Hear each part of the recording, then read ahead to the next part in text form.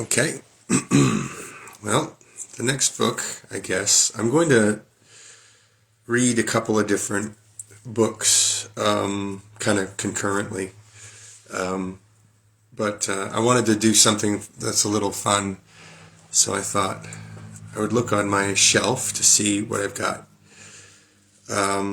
My friend Jenny, her father, Drew Milliken, passed away right around the time that I met her. And I was fortunate enough to be allowed to look through his library to see if there were any books that interested me.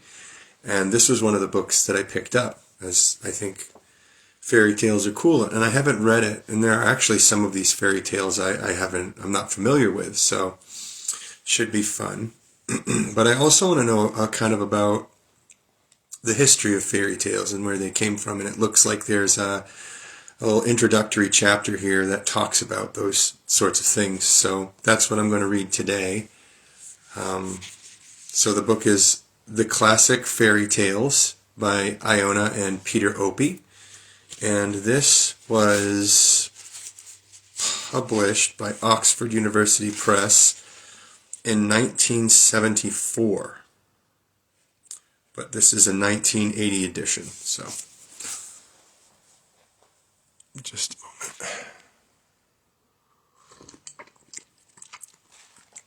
moment. Preface.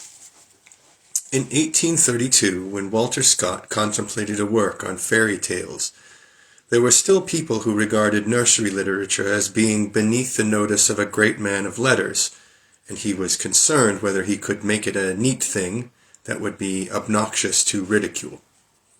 No such scruple has troubled subsequent scholars. Fairy tales are now considered a reputable subject for research. Doctoral theses are footnoted on them. Standard identification numbers accorded them, and conferences convened to discuss them. The literature existing today on fairy tales is voluminous. If all the collections and studies that have been made of fairy tales were placed on top of each other, only a modest conjuration would be necessary to make the pile rival the beanstalk Jack climbed to reach the sky. Yet no volume has been produced, as far as we are aware, that brings together the texts of the best-known tales as they were first published in English, and no work, as far as we are aware, has looked at the texts from the point of view of their entry into the English language.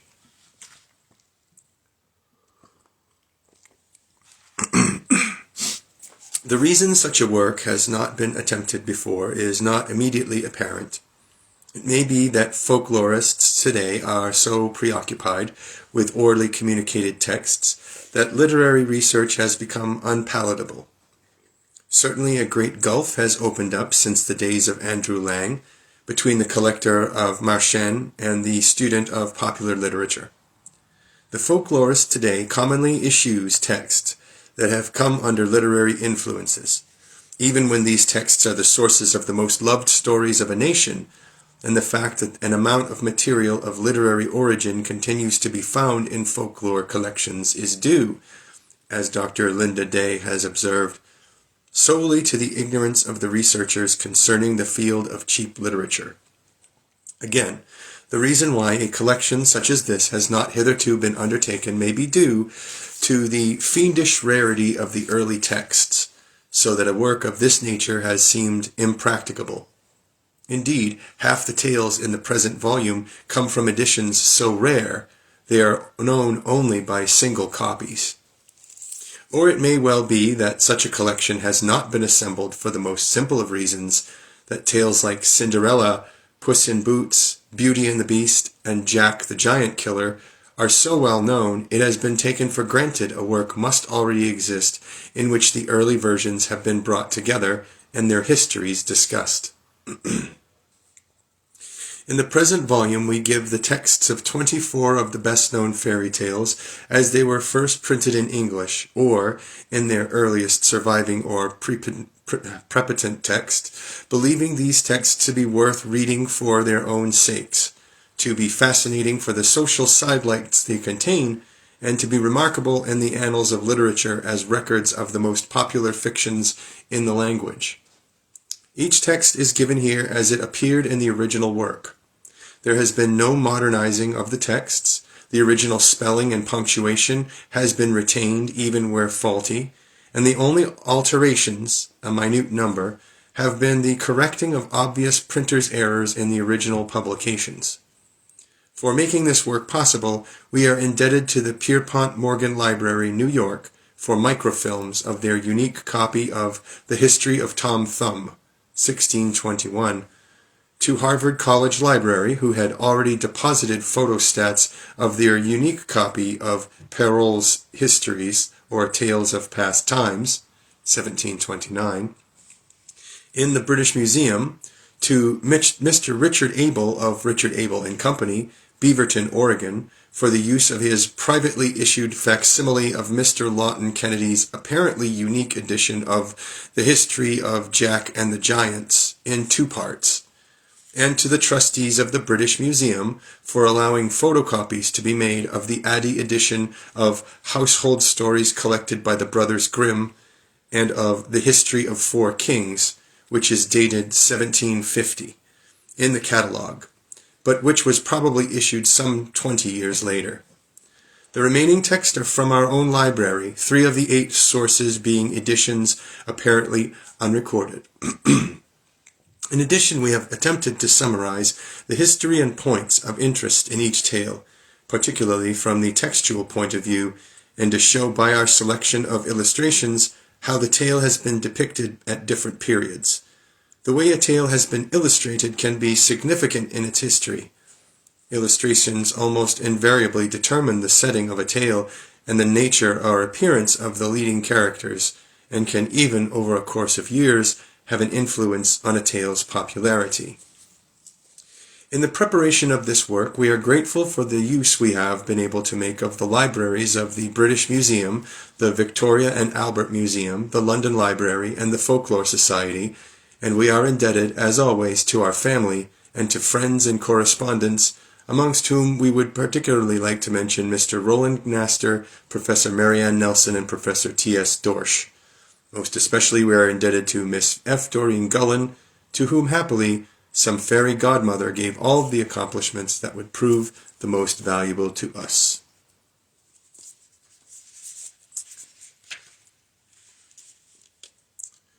Okie dokie.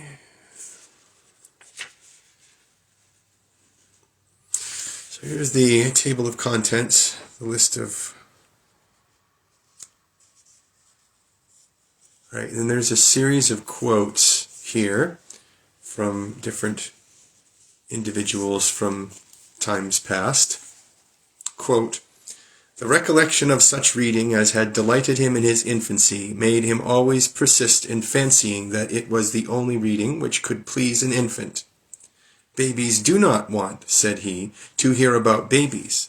They like to be told of giants and castles, and of somewhat which can stretch and stimulate their little minds." End quote. Mrs. Thrale, Anecdotes of Samuel Johnson, 1786. Quote, "Think what you would have been now, if instead of being fed with tales and old wives' fables in childhood, you had been crammed with geography and natural history." End quote. Charles Lamb to Samuel Coleridge, 23 October 1802. Quote, "Independently of the curious circumstance that such tales should be found existing in very different countries and languages, which augurs a greater poverty of human invention than we would have expected, there is also a sort of wild fairy interest in them, which makes me think them fully better adapted to awaken the imagination and soften the heart of childhood than the good boy stories which have been in later years composed for them." Walter Scott to Edgar Taylor, 16 January 1823. Quote, "I foresee that the Anderson and fairy tale fashion will not last. None of these things away from general nature do." End quote. Mary Russell Mitford to Charles Boner, 28 January 1848. Quote, "Some persons indeed consider our once popular nursery fictions calculated to make children idle and indisposed for the acquirement of knowledge, but, If such be their effects, we would respectfully ask how it happens that the present generation is so superlatively sensible, seeing that it was, in infancy, a greedy devourer of the dainties of mother's bunch and goose. End quote. Advertisement for Rosewarne's fairy tale booklets, circa 1850.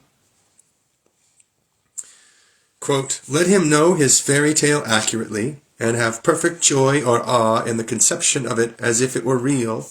Thus he will always be exercising his power of grasping realities. But a confused, careless, and discrediting tenure of the fiction will lead to as confused and careless reading of fact. Let the circumstances of both be strictly perceived, and long dwelt upon, and let the child's own mind develop fruit of thought from both. It is of the greatest importance early to secure this habit of contemplation, and therefore it is a grave error either to multiply unnecessarily or to illustrate with extravagant richness the incidents presented to the imagination." End quote. John Ruskin, Introduction to German Popular Stories, 1868. Quote, "Never in all my childhood did anyone address to me the affecting preamble, 'Once upon a time.'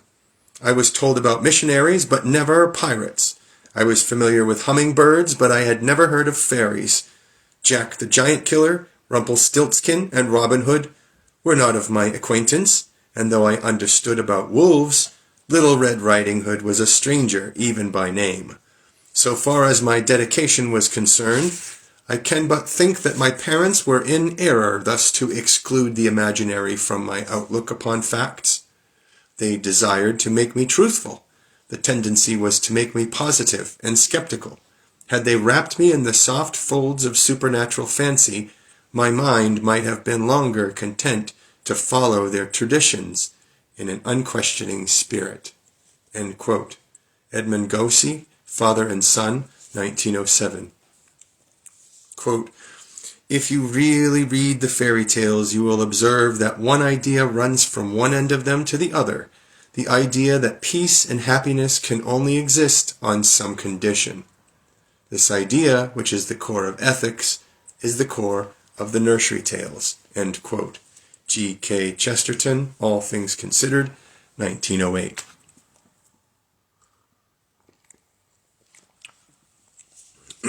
Introduction.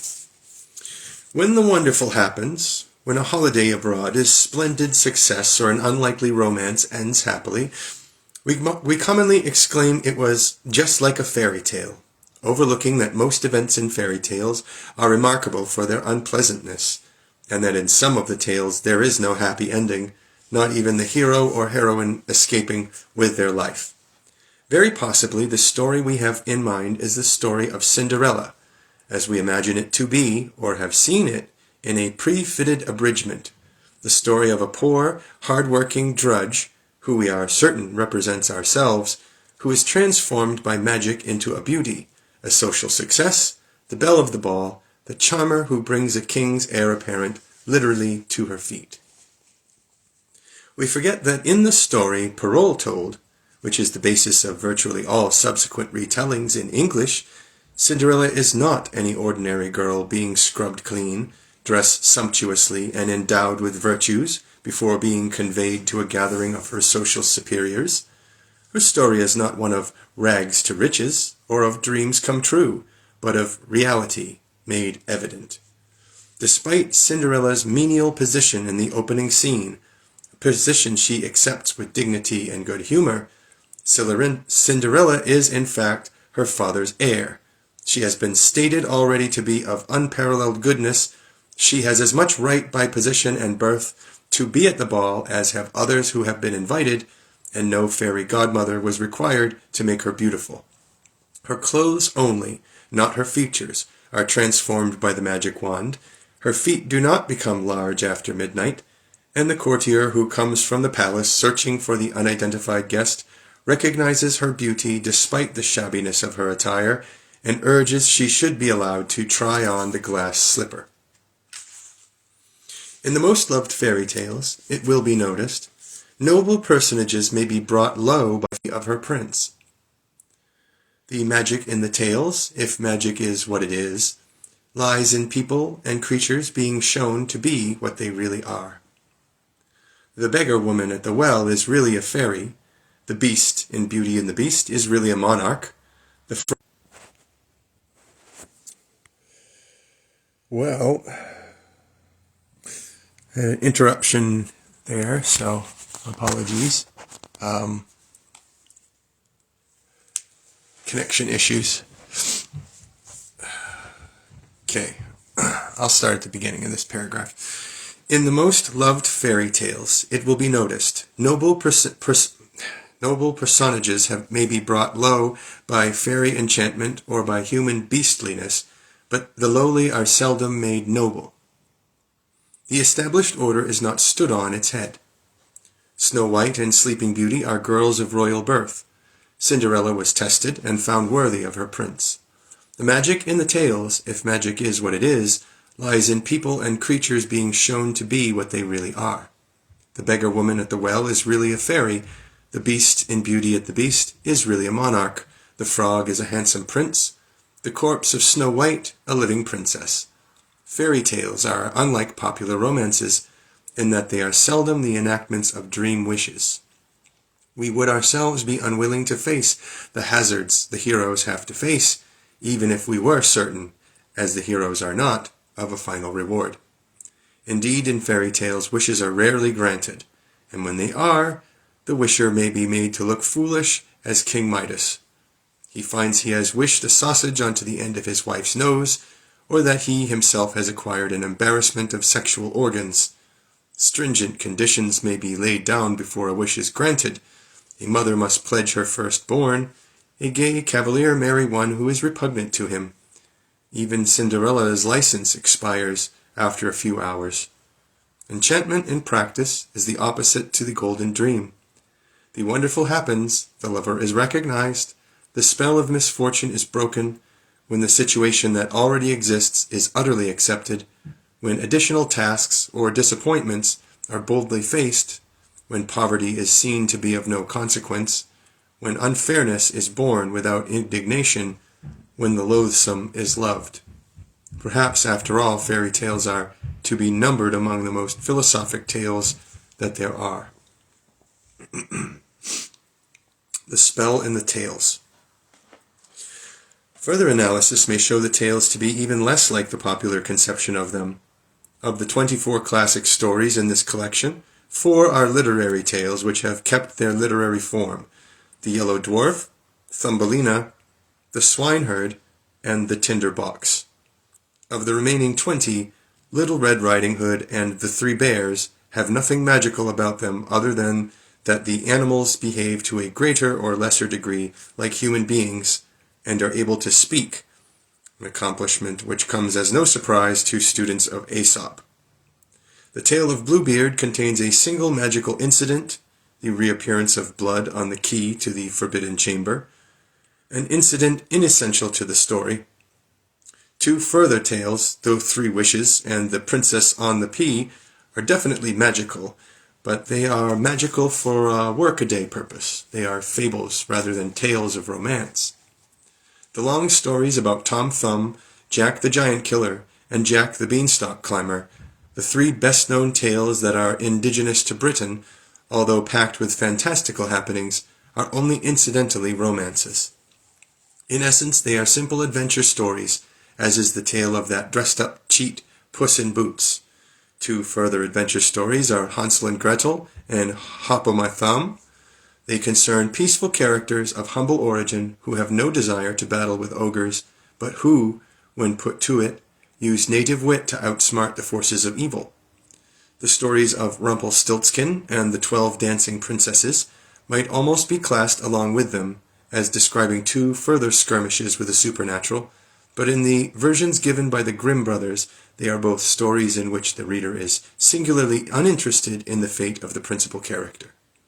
However, in the stories that are central to the fairy tale tradition, the tales of royal romance and magical transformation, tales which are mostly of great age, and all of which are in one way or another related to each other, we find ourselves closely identifying with the principal characters. These characters are Cinderella, Snow White, Sleeping Beauty, the unnamed heroine of Diamonds and Toads, the King of Colchester's daughter in The Three Heads in a Well, Beauty in Beauty and the Beast, and the young princess in The Frog Prince. With Cinderella, whose story is at least 1,000 years old, we have not only a girl who is worthy of becoming a princess, as has already been suggested, but a girl who is being supernaturally prevented from becoming a princess. When her situation is closely examined, particularly with the aid of parallels from different countries, she is seen to be under enchantment not when she is in her beauteous state, for that is her natural condition, but when she is in her kitchen state.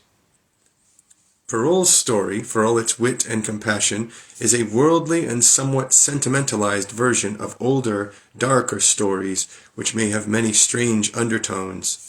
For instance, in a number of the variants it is apparent that the magical assistance the heroine receives comes to her from the spirit of her dead mother.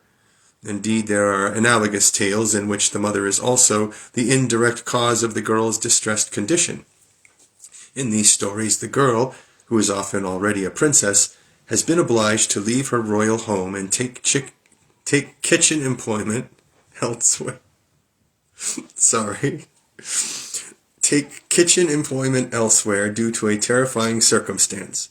Her mother, on her deathbed, has commanded her father not to marry again until he finds a woman who is as lovely as herself, or who possesses a finger so delicate it will fit her ring. After much searching, the father, a king, realizes that there is only one person as beautiful as was his wife, or with the ability to wear the ring, and this is his own daughter, whom he determines to marry, hence the girl's flight. In the story of Snow White, who also suffers because of her beauty, the fact of her being under a spell during her formative years, from the age of 7 to probably 15, is more obvious than in Cinderella's case. During these years, she is laid out in a coffin, apparently dead. Release from the enchantment can be effected, it is evident, only through the seemingly unlikely event of someone, necessarily of royal birth, falling in love with her lifeless body. The explanation that she comes to life through the piece of poisoned apple falling from her lips when her body is moved, poetic though the notion may be, is a mere rationalization, as can be seen by comparing her history with that of Sleeping Beauty, who we are explicitly told is under a spell, and whose sleeping body must necessarily be discovered by a king's son, or, in an earlier text, be raped by a king, if she is to be freed from the enchantment that has kept her in a coma for 100 years. In Diamonds and Toads, and more especially in The Three Heads in the Well, surely the weirdest of the tales, we are at the heart of fairy tale morality, where girls in a distressed state yet possess the charity to care for the condition of others.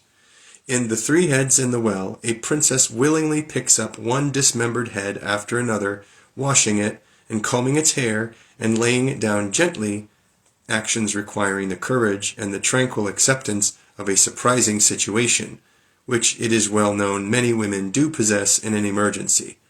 Thus, when the compassion of the King of Colchester's daughter is appreciated, her relationship to beauty in Beauty and the Beast becomes clear, as also to the heroine of the more explicit tale of The Frog Prince, in which the girl has to let the frog have intercourse with her before the creature can be revealed to be a prince. These two tales are, then, the counterparts of Snow White and Sleeping Beauty, the roles of the sexes being reversed. In these deeply penetrating tales, fairy godmothers do not suddenly materialize, waving wands that make everything come right. The power of the godmothers is limited. Sometimes all they are able to offer is advice. They are never able, it seems, to change a worldly situation or alter a wicked heart. What they can do, on occasion, is assist in the breaking of a spell or in the alleviation of its ill effect.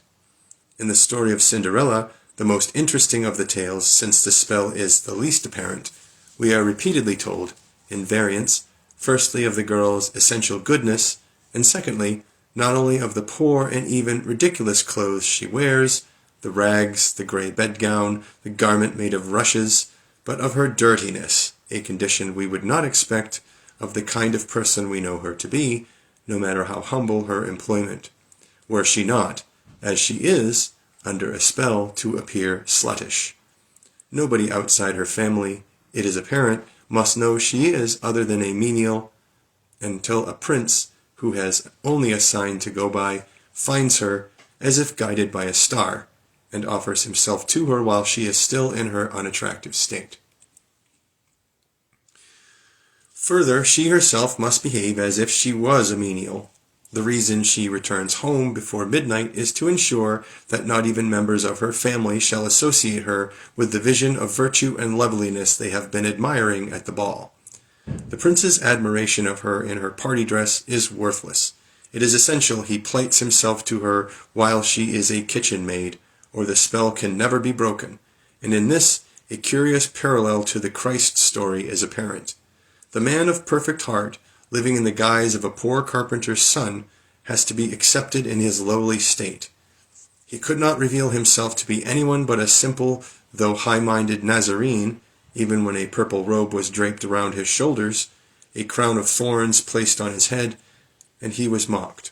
Nor if his mission was to be a success, could God the Father assist him with a direct sign. Had Christ been shown in his full glory, recognition of his virtues, whether by pauper or prince, would have been valueless. On the face of it, the message of the fairy tales is that transformation to a state of bliss is effected not by magic, but by the perfect love of one person for another. Yet clearly even this is not the whole story. The transformation is not an actual transformation.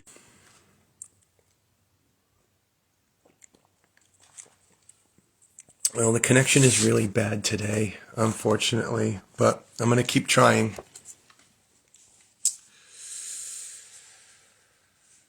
On the face of it, the message of the fairy tale is that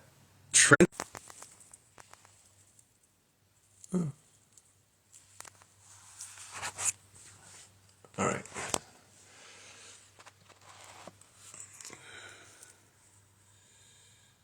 Yet clearly even this is not an actual transformation but a disenchantment, the breaking of a spell. In each case we are aware that the person was always noble, that the magic has wrought no change in the person's soul, only in his or her outward form. In fact, their fate is to have inflicted on them the evil they would inflict on others. The tub filled with toads and vipers shall become the murderous queen's final resting place. The nature of the tales. Compared with the age of some of the tales, the term fairy tale is modern. It does not seem to have entered the language until the 18th century. The earliest, the Oxford English Dictionary knows it, is 1749. And almost certainly it came from France, not, as might be expected, who styled his tales Conte du temps passé, or Conte de ma mère Loy, but from his contemporary Madame d'Aulnoy, whose Contes de Fées were 1697,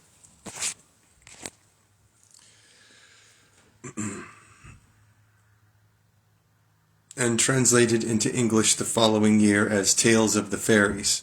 During the next several decades, the Countess's tales were multifariously reprinted, the term fairy tale first appearing on one of her title pages in 1752. By this time, however, the term was well established. It had appeared, for instance, in the introduction to a 1721 collection of her tales, when a friend of the Countess wished to lend her some fairy stories that would divert her very agreeably.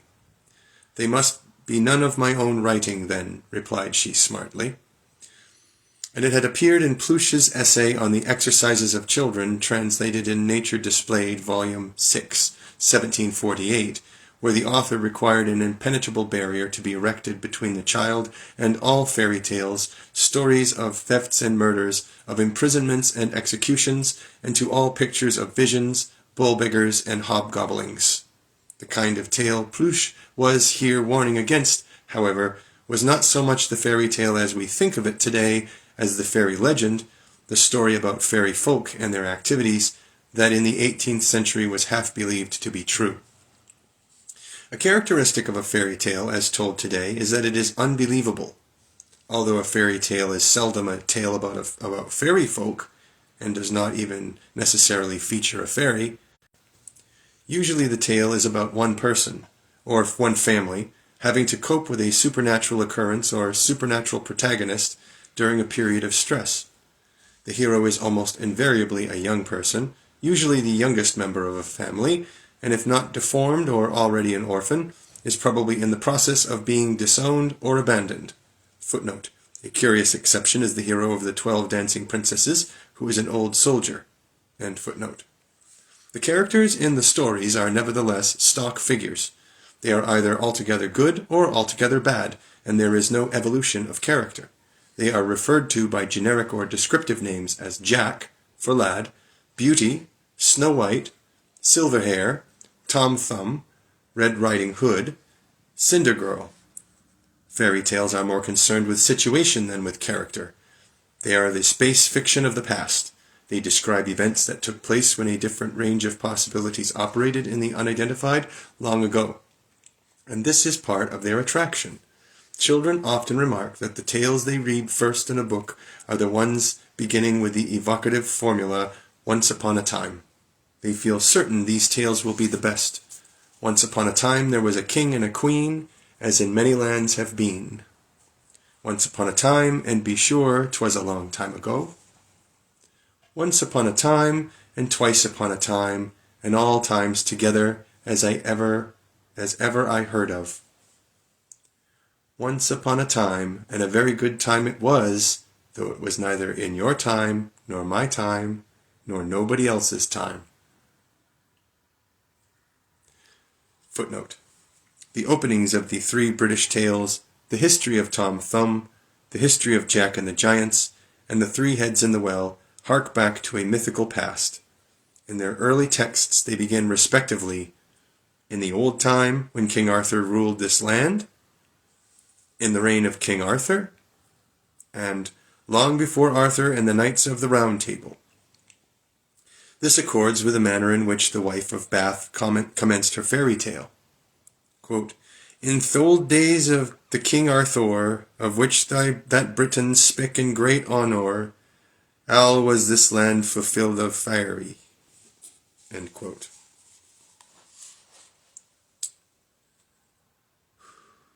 End footnote.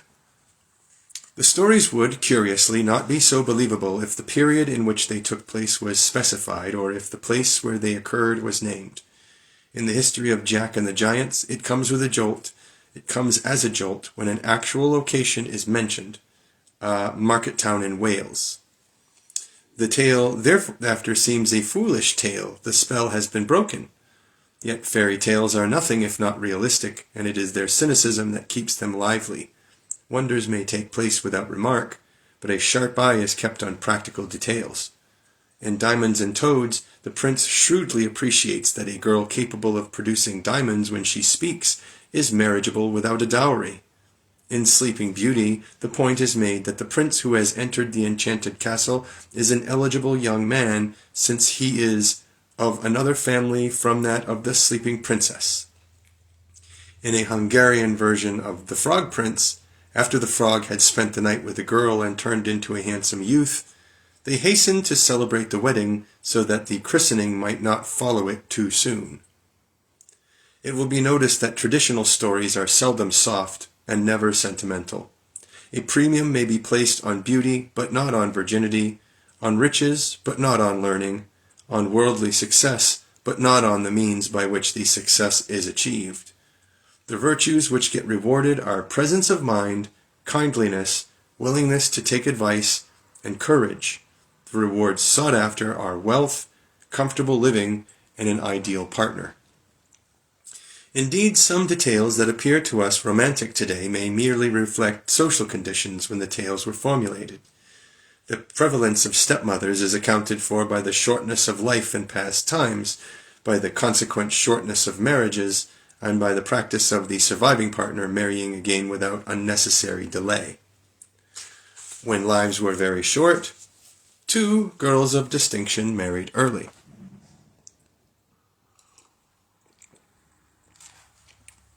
The princess in The Three Heads in the Well, who becomes a bride at 15, and Sleeping Beauty, who welcomes her prince when 15 or 16, if the 100 years she has been asleep are not counted, were simply conforming to the practice of their time, a practice emphasized in Madame d'Aulnoy's story of The Yellow Dwarf, where the queen is deeply concerned her daughter will die an old maid the way she continues, at the age of 15, to disdain the kings who come to court her. Footnote. This becomes unsurprising if it is realized that when Madame d'Aulnoy herself was born, circa 1650, her mother was still only 15, and Madame d'Aulnoy in her turn married when she was only 15 or 16. It is recorded of Gilles de Rais, who some say was the original Bluebeard, that his actual circumstances were that he was betrothed when he was 13, and the girl dying, he was freshly betrothed at 14 or 15, and that girl dying, he was betrothed a third time and married when just 16. This was in Brittany at the beginning of the 15th century. End footnote. Likewise, the prominent place that wells have in some tales will be understood by anyone who has lived, as we have, in a village where all water had to be fetched in a bucket.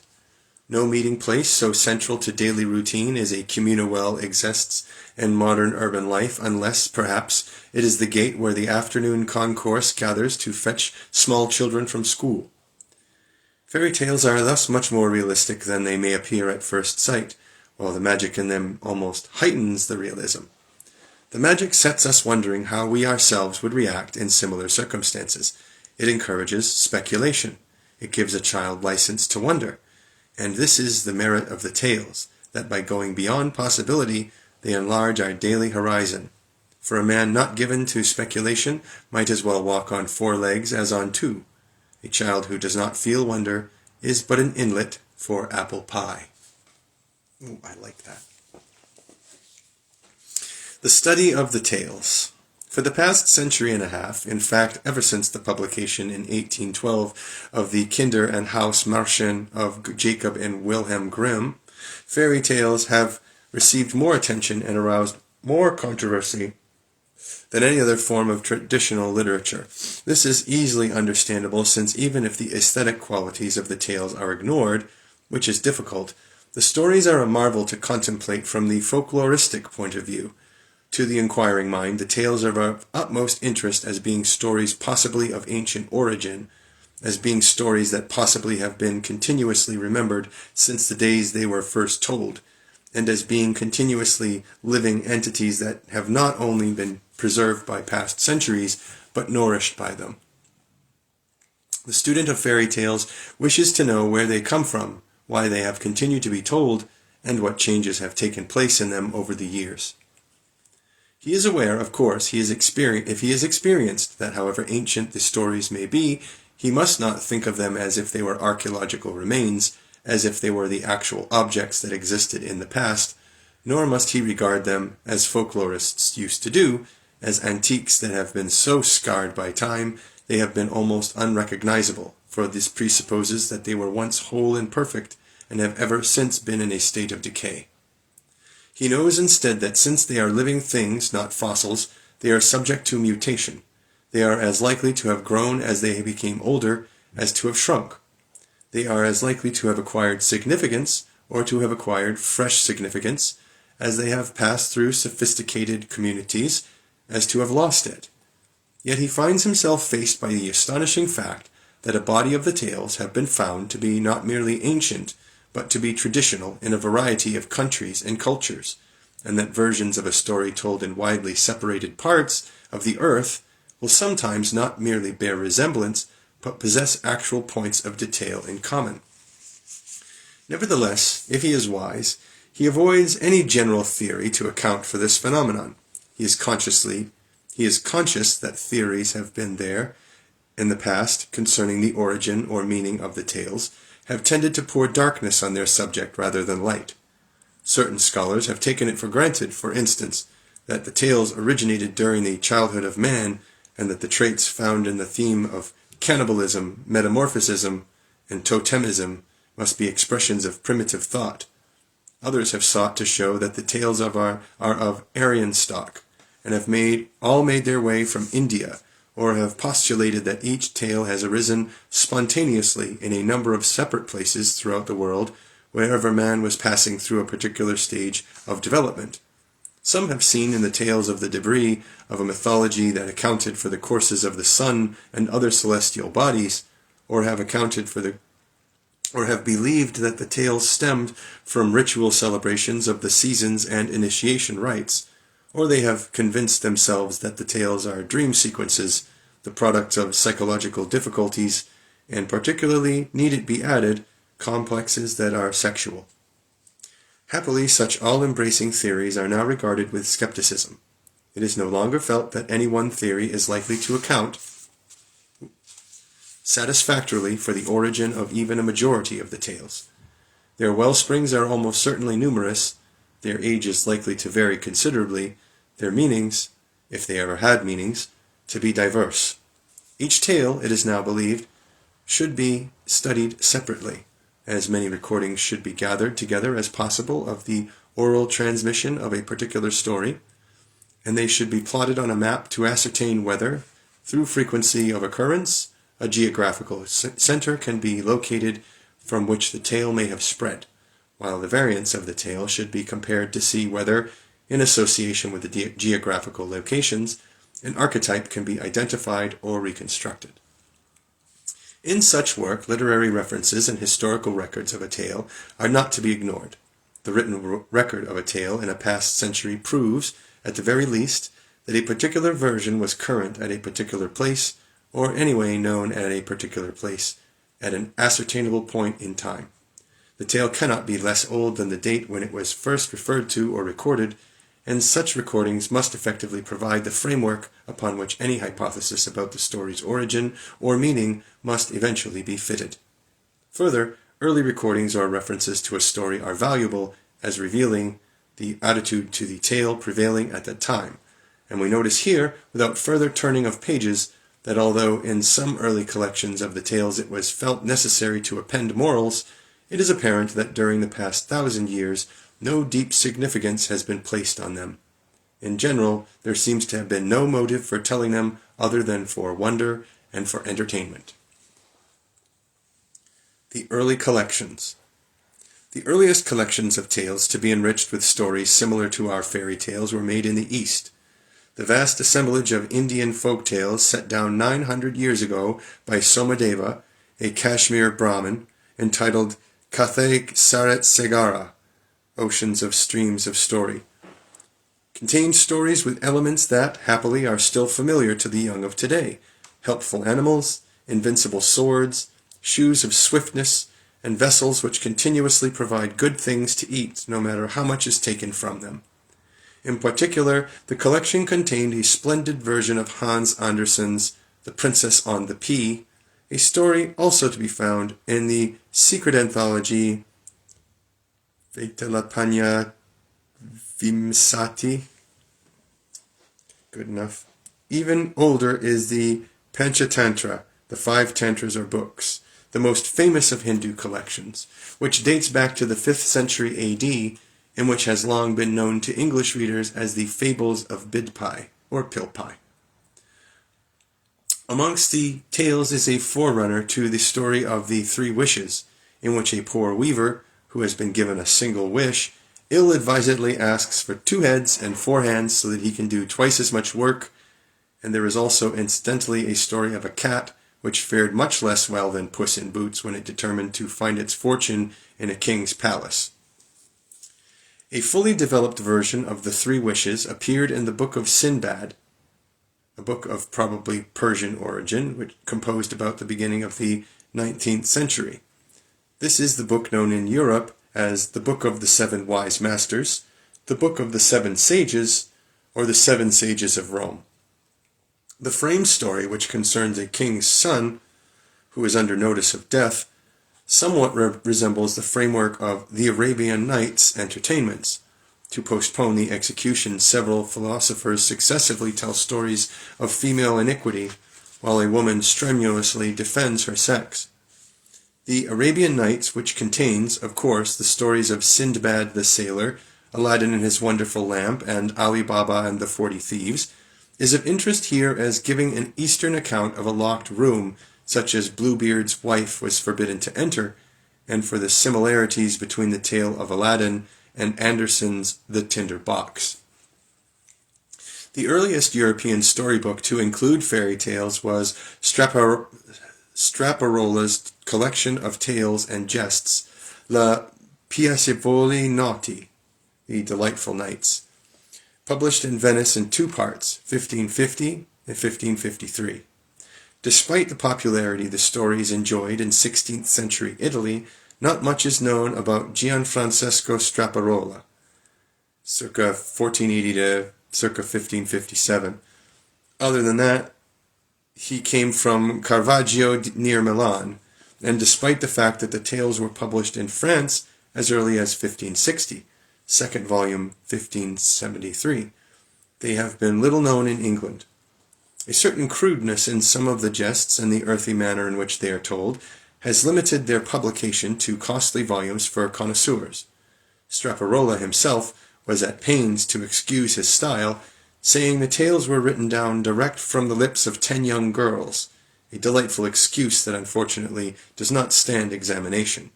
Nevertheless, a number of the tales were undoubtedly in oral circulation when the book was produced, and none of the 74 pieces, which include jests and tall stories that can still be heard in bar parlors today, seem to be original. Further, amongst the longer tales is the story of Puss in Boots, virtually as Perrault was to tell it, together with a nightmare prototype of Beauty and the Beast, and a tale containing the central motif of diamonds and toads.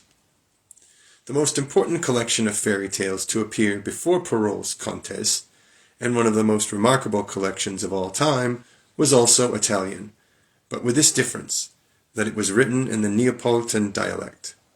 Lo Conto della Conti, The Tale of Tales, was published in 5 volumes, volumes 1 through 3 being dated 1634, volume 4, 1634 and 1635, and volume 5, 1636.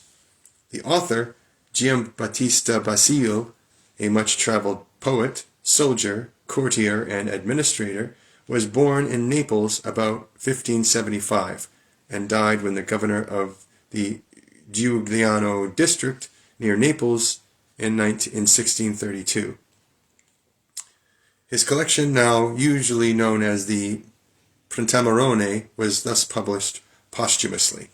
Footnote: the work acquired the title Il Pentamerone in the 1674 edition under the influence of the Decamerone. In our notes we adopt the common practice of referring to it as the Pentamerone, although the date accompanying the reference is, of course, that of the appropriate original volume. End footnote. The 50 tales which, according to the frame story, were told by common townswomen are almost all fairy tales, and there seems to be little doubt that the majority of them were tales that Basile himself had heard told in Naples and elsewhere, although his manner of telling them is a mixture of the idiomatic and the Baroque. Amongst these tales are portions or complete versions of the stories of Cinderella, Sleeping Beauty, Beauty and the Beast, Diamonds and Toads, Snow White, and Puss in Boots, and most of Basile's versions add to our understanding of the tales as we know them today. Further, the quantity of the tales and the loving detail with which they are told give us positive evidence of the vitality of wonder tales in the early years of the 17th century, while the happy chance that Basile chose to publish the tales in a semi-archaic form of the Neapolitan dialect ensured that their publication would have a minimal effect on the general stream of oral transmission. Indeed, the tales were not translated even into Italian until 1747, and thereafter not into German until 1846, nor into English until 1848, so that it seems improbable, on the face of it, that Perrault ever read the tales himself, while a comparison of Perrault's text with Basile's virtually convinces that Perrault was uninfluenced by them. Thus we are in the fortunate position of being able to look at Perrault's tales, being aware of some of their antecedents of which he himself was almost certainly unaware.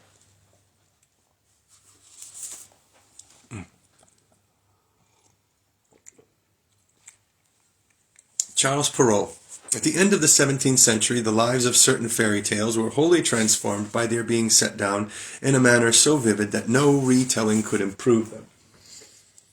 They ceased to be stories which survival depended on They ceased to be stories whose survival depended on cottage memories and became literature. The man who worked this magic was the retired civil servant and member of the Académie Française, Charles Perrault, 1628 to 1703, and the book they appeared in, Histoires au conte du temps passé, avec les moralités, was published in Paris, January 1967. The 8 tales in the volume, all but one of which are now world-renowned, were the following: La Belle au Bois Dormant, Sleeping Beauty; Le Petit Chaperon Rouge, Little Red Riding Hood; La Barbe Bleue, Bluebeard; Le Maître Chat, ou Le Chat Botté, Puss in Boots; Les Fées, Diamonds and Toads; Cendrillon, or Le Petit Pantoufle de Verre, Cinderella; Riquet à la Houppe, the story of a deformed prince's romance with a princess who is all lovely but witless; and Le Petit Poucet, Hop o' My Thumb. Probably no other storybook has enjoyed such instant success and had such continuing popularity. But the reasons for the book's success have not always been recognized, for they are contradictory and seemingly incompatible. The literary skill employed in the telling of the tales is universally acknowledged, yet it also appears that the tales were set down very largely as the writer heard them told. The evidence for this lies not only in the simplicity of the tales, and in the use of words which at the time were described as populaire and du bas peuple, but in the fact that, as in other tales that are genuinely traditional, there are passages that are vestigial, that are superfluous to the plot, and that do not illuminate the rest of the narrative, passages that certainly would not have been included, or not have been included in the way they have been, if the author had been attempting a work of art. Thus, at the beginning of Sleeping Beauty, we are told Beauty's parents had great difficulty in having a child. They went to all the waters in the world, vows, pilgrimages, everything was tried, and nothing came of it. This circumstance is clearly a hangover from some earlier telling of the tale, since it is without relevance to the rest of the story, as here narrated. Similarly, in the tale of Bluebeard, the key to the forbidden room is shown to be magical, though this is a tale that is otherwise innocent of supernatural trappings, and this single example of uncanniness adds nothing to the plot. Likewise, in Puss in Boots, although the idea of a booted cat is splendid, the cat's insistence on being well shod as a condition to aiding his master is nowhere explained, nor developed in the story, nor referred to again, except in a single facetious aside. And again, in the story of Le Petit Poucet, we are informed that the hero was, like the British Tom Thumb, no bigger when he was born than one's thumb. But the fact of this extraordinary littleness, if indeed he was little, is therefore disregarded, and little Poucet is treated as if he were a child of normal growth. Perrault's achievement was that he accepted the fairy tales at their own level. He recounted them without impatience, without mockery, and without feeling they required any aggrandizement, such as a frame story, though he did end each tale with a rhymed moralité. If only it had occurred to him to state where he had obtained each tale, and when, and under what circumstances, he would today probably be revered as the father of folklore. But another century was to pass before men realized that to give the source of a tale was to add to its interest, and Perrault seems to have been at pains to dissociate even his name from the tales, though whether this was from embarrassment or out of good nature will probably never be known. The doubt about whether he was wholly responsible for setting down the stories arises from the fact that the book's dedication, which was to Elizabeth Charlotte d'Orléans, niece of Louis XIV, is signed P. d'Armancourt. D'Armancourt was the name adopted by Perrault's third son, Pierre, who had been born in 1678, and the assumption has been that although the father, a prolific author in his retirement, may have given his son a hand in the production, the simple tales must have been set down by Pierre, then aged 18. Neither contemporary evidence nor a reassessment of the situation altogether supports this view. Perrault Sr. is known to have long been interested in contes de vieilles, or as they were commonly termed at the time, contes de la Mamère d'Oie. In 1693, for instance, he had published a versified account of the Three Wishes, Les Souhaits Ridicules, and in 1694 a traditional tale on the Cinderella theme, Peau d'Âne. Further, a manuscript exists of 5 of the prose tales dated 1695, when Pierre Perrault was only 16 or 17, not a likely age for someone to have been writing down fairy tales, particularly someone who is to show no further literary inclinations and to become a soldier. Certainly several contemporaries spoke of the tales as being by Pierre, but there were others who must have known who was responsible for them, who were strangely circumspect in their references. The relevant quotations have been usefully assembled by Jacques Bachelon. Thus, when Pierre died in 1700, his obituary made no mention of his being connected with the tales, yet when his father died 3 years later, the same paper alluded to his being responsible for La Belle au Bois Dormant, which the paper had published in 1696.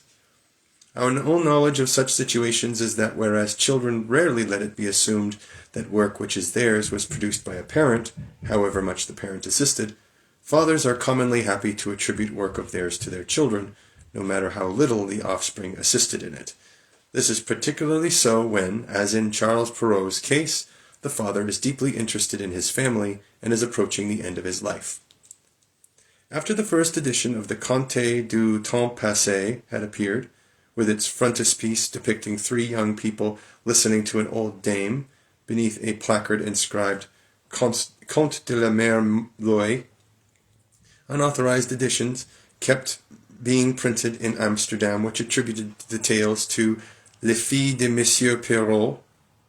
Then in 1721, the printer's widow issued a corrected edition in which the tales were no longer given as by Perrault's son, but as Par M. Perrault, correctly spelt, and with an additional tale, La Droite Princesse, by Mademoiselle L'Héritière, who had been a friend of the Perraults, and who, now that both father and son were dead, may have advised that Charles should be acknowledged as the author.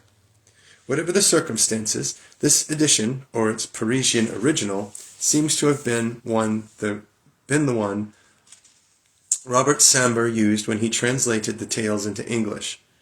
Histories, or Tales of Past Times, by Monsieur Perrault, appears in a neat volume, printed in London for J. Pote at Sir Isaac Newton's Head, near Suffolk Street, Charing Cross, and R. Montagu, the corner of the Great Queen Street, near Drury Lane, in 1729, and it was this volume, advertised in June 1729 as being very entertaining and instructive for children, that introduced the tales that have become the most loved in the English language.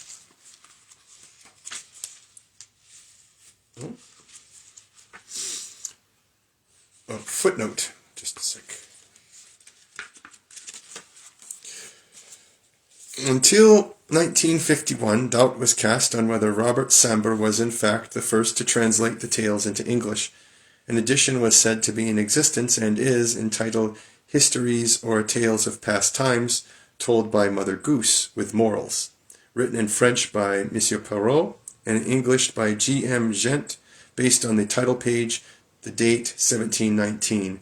However, in the Oxford Dictionary of Nursery Rhymes, we were able to show this date was a misprint for 1799, and that Robert Samber was undoubtedly the original translator.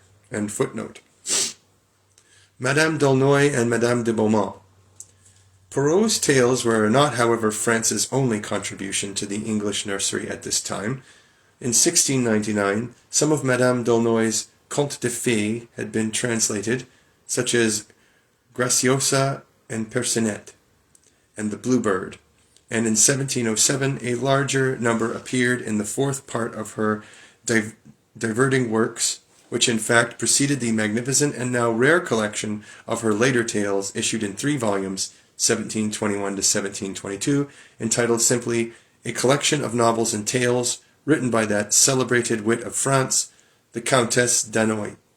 Here, for the first time, in English, appeared the novelette The White Cat, the tales of Deep Enchantment, The Royal Ram, and the story of Finetta the Cinder Girl, in part equivalent to Cinderella, and Dickens's favorite, the still haunting story of the Yellow Dwarf, which probably best reveals the Countess's talent. Marie-Catherine La Jumelle de Barneville, circa 1650 to 1705, wife of François de la Motte, Comte de Launay, or Danoy, or Donoy, Dunoy, etc., a lady of good family, good looks, good mind, sharp wit, and strange life. Few women can have plotted to have their husband executed for high treason. Was the foremost teller of fairy tales in her day, and indeed the innovator, it seems, of the fairy tale as a literary genre. Her tales, though sometimes based on old themes or embodying episodes from old stories, have little of the economy or rhythm of a traditional tale. They are wild, undisciplined, almost feverishly imaginative, saved only by the precision of her descriptions, a virtue in storytelling which unfortunately was seldom possessed by her imitators. An exception was Madame le Prince de Beaumont, 1711 to 1780, whose claim to be honored by the young is perhaps even greater than Madame d'Aulnoy's, although admittedly her period was 50 years later, when new ideas current in the real world were already beginning to affect the realm of fairyland. Born in Rouen, and like the Countess, unhappily married, she emigrated to England about 1745, at the time when playbooks for children were first being issued, and when writers who were interested in education, Madame de Beaumont became a governess, were beginning to see that children could confidently be addressed as people who would remain children for some years, rather than as small adults who were only momentarily disguised as young people. Whereas Madame d'Aulnoy had written merely to amuse herself and her fashionable friends, Madame de Beaumont wrote out of deep involvement with the young, genuinely seeking to engage the minds of her pupils, and doing so intelligently and not too earnestly.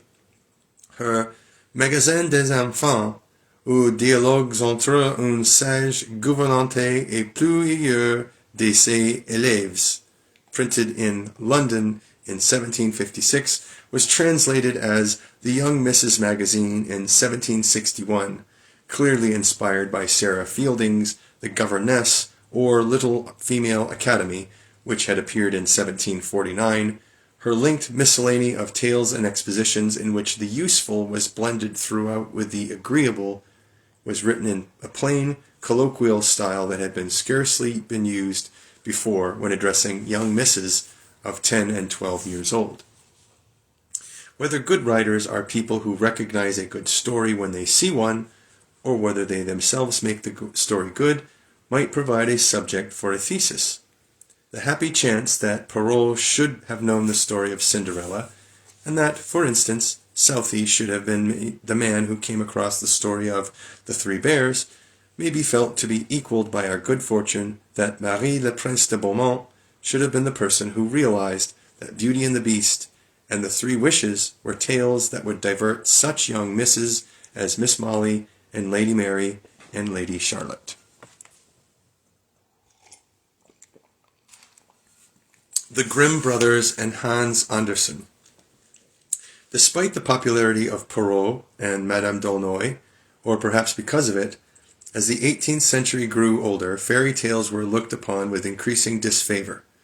They were felt to be an affront to the rational mind, to be the preserve merely of nursemaids and of wayward children with their 9-penny illustrated collections attributed to Mother Goose, mostly tales written by Perrault, and Mother Bunch, in general tales by Madame d'Aulnoy. We do not allude to fairy tales, commented the Edgeworths in 1798, for we apprehend these are not now much read. But in Britain, as elsewhere, this attitude was to change.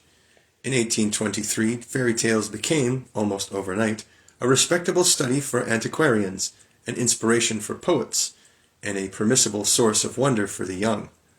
The event that brought this about was the publication of German popular stories, translated by Edgar Taylor and his family from the Kinder- and Hausmärchen of the Brothers Grimm. This enterprising 12th volume was, firstly, a highly readable collection of stories for young minds, secondly, an instantly acceptable gift, illustrated by the best illustrator of the day, George Cruikshank, and thirdly, a learnedly annotated revelation of the antiquity and diffusion of traditional tales. Seldom have young and old, the romantic and the scholarly, been so well provided for in a single volume. The two studious brothers, Jacob Grimm, 1785 to 1863, and Wilhelm Grimm, 1786 to 1859, were natives of the Hesse-Kassel, the orphan sons of a lawyer who were educated largely through the generosity of an aunt. Their Kinder- und Hausmärchen, which had been published in Berlin in 1812, Volume 2, 1815, Volume 3, 1822, consisted of popular tales that for the most part were still familiar to the common people in Hesse. Other men than themselves had become fascinated by these tales for the spirit of Herder and of the Romantic movement, and had been enlivening academic circles for some while, and the tales the Grimms collected do not seem to have been particularly difficult to secure. Indeed, versions of some of the most magical tales, such as Snow White, Hansel and Gretel, and the 12 Dancing Princesses, were taken down from the recitation of friends and next-door neighbors. But where the Grimms were remarkable was, what now seems to us most ordinary, the Grimms were the first substantial collectors to like folk tales for their own sake, the first to write the tales down in the way ordinary people told them, and not to attempt to improve them. And they were the first to realize that everything about the tales was of interest, even including the identity of the person who told the tale. Thus, although they put forward ideas about the antiquity and significance of the tales which subsequent research has not confirmed, and although they did not always adhere to the high standards they set themselves, and were willing to mend some of their tales, fitting 2 and more variants together to make what they believed to be the full story, their collection, which Wilhelm continued enlarging to the end of his life, stands as the preeminent commendation of the traditional tale, the work that was to inspire the serious collecting of folk and fairy tales in Britain and in the rest of the world, and, since the Grimms were in their way visionaries, as well as being dauntingly industrious, the work that laid the foundations of a new discipline, the scientific study of folklore and folk literature. The contribution made by Hans Christian Andersen, 1805 to 1875, to fairy tale literature was wholly different. Born at Odense, in the Danish island of Funen, the son of a sickly shoemaker and an illiterate washerwoman, he himself had a kind of fairy tale life, as he never wearied of telling people, raising himself from a street boy to the darling of Europe by the inventing of fairy tales. He had achieved only moderate success as an author, though he had impressed many people by his personality when on 8 May 1835 a small 64-page booklet was published, Eventyr fortalit for Bjorn, Tales Told for Children, containing 4 stories, amongst which were The Tinder Box and The Princess on the Pea. He wrote them, as he said, not in a literary style, but in the way he would tell them to children, and referred to them as those trifles, being more excited at the time by publication of his first novel, Improvisatoren. Hans Andersen was unlike the Grimms in that he was a creator, not a collector. Even when he used traditional themes for his tales, he made the stories his own, putting into them his own life and personality. Yet some of his tales were of such immediate appeal that they, in their turn, soon came to be passed on orally. The Grimms published Die Erbsenprobe in 1843, not realizing it had come from Andersen, and some of his stories had even supplanted earlier traditional tales. Footnote: Andersen and the Grimms eventually became good friends, but when Andersen first introduced himself to Jacob, confident of his fame, The meeting was painfully disconcerting. Jacob had never heard of him. End footnote. Andersen was in fact the first writer of fairy tales to come, as the Grimms with their professional background did not, from the humble class to whom storytelling was a living tradition. All the people who surrounded him in his childhood, other than his father, were people who relied on word of mouth, not books, for their knowledge.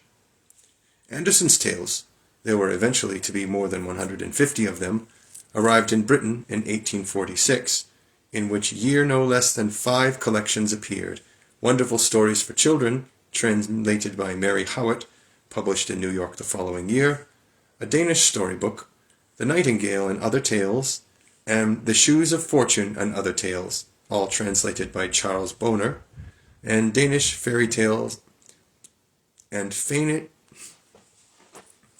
Danish Fairy Legends and Tales, translated by Carolyn Peachy. With the arrival of Andersen's tales in the English language came an unfreezing of men's minds, an appreciation of fantasy literature and its limitless possibilities, although the humor in Andersen's writing was not understood by the early translators, and he acquired a reputation for sentimentality which was undeserved. The way was now open for the fairy tale literature that was to enthrall the second half of the 19th century. Writers such as Francis Browne with Granny's Wonderful Chair, Charles Kingsley with The Water Babies, Jean Ingelow with Mopsa the Fairy, George MacDonald with At the Back of the North Wind, and even Lewis Carroll largely wrote in the way that they did, and certainly were greeted by the public as friends in the way that they were, because of the introduction they had been given by 2 students in Cassel and a cobbler's son in Odense. Imagination, which had formerly brought terror to mankind, had become a source of delight. And that, I do believe, is the end of the introduction, setting up for the first chapter, which will be Tom Thumb. It will also include a history of the story. So, interesting. Great.